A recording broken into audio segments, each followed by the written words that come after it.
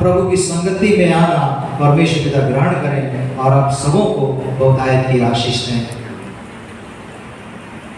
पवित्र धर्मशास्त्र में जो पाठ हमने आज के मनन और चिंतन के लिए पढ़ा, इससे पहले कि हम पवित्र प्रभु भोज बेस की संगति में जाएं, पवित्र प्रभु भोज की आराधना एक गंभीर आराधना है, एक महत्वपूर्ण आराधना है।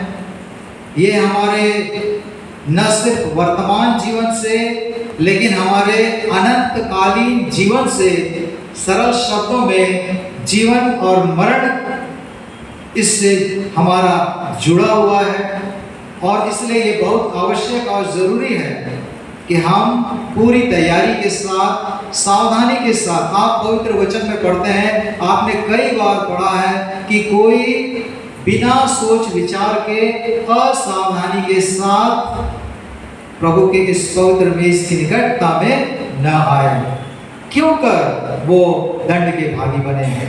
परमेश्वर पिता हमको अवसर देते हैं और हम थोड़ी देर उन बातों पर ध्यान करेंगे, मनन और चिंतन करेंगे, जिसके द्वारा हम अपने आप को पवित्र प्रभु भोज के द्वारा, जिसके द्वारा हम आत्मिक ताकत पाते हैं, हम तैयार कर पाएं।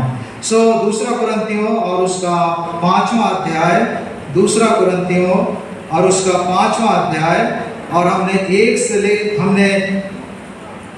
9 से लेकर 11 पद तक पढ़ा और हम उसके ऊपर थोड़ी देर के लिए ध्यान करेंगे। दूसरा कुरिन्थियों 5वां अध्याय 1 से 8 तक में प्रेरित पौलुस बताते हैं कि क्या होता है जब एक क्रिश्चियन, एक मसीही मर जाता है, प्रभु के पास वापस चला जाता है।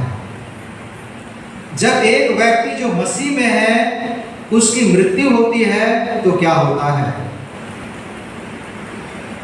8वां पद बहुत ही कंफर्टिंग वर्स है, हम देख सकते हैं उसमें, और उसमें लिखा है कि इसलिए हम ढाढ़स बांधे रहते हैं और देह से अलग होकर प्रभु के साथ रहना और भी उत्तम समझते हैं।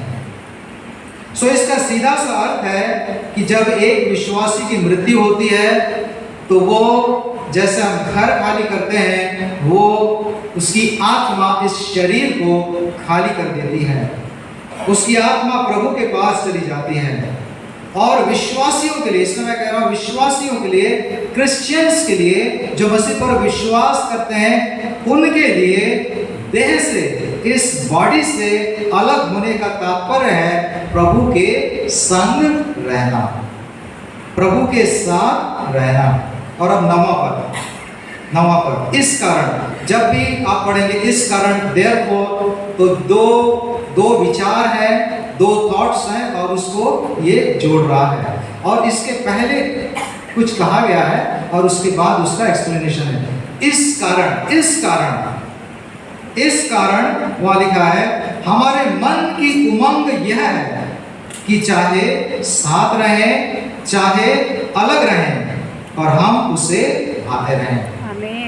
Therefore we make it our aim, whether present or absent, to be well pleasing to God। चाहे हम साथ रहें, देह के साथ रहें या देह के साथ न रहें, लेकिन हमारा एम एक है, हमारी उमंग यह है कि हम उसे भाते रहें। दूसरे शब्दों में हमारे मन की उमंग यह है कि चाहे हम अपने प्रभु के पास हो, साथ हो, या फिर इस पृथ्वी पर हो, देह में हो, हम उसे भाते रहें। और फिर उसके बाद 10वां पद उसमें लिखा है, क्योंकि अवश्य है कि हम सब का हाल मसीह के न्याय आसन के सामने खुल जाए। और इसी बात को हम इब्रानियों 9:27 में पाते हैं, मनुष्यों के लिए एक बार मरना और उसके बाद न्याय का होना नियुक्त है। It is appointed for man to die once, but after that the judgment. न्याय का समय, न्याय का दिन, न्याय सिंहासन के सामने खड़ा होना, ये हमारे लिए जरूरी। आइए हम प्रार्थना करें, हम आगे जाएंगे। परमेश्वर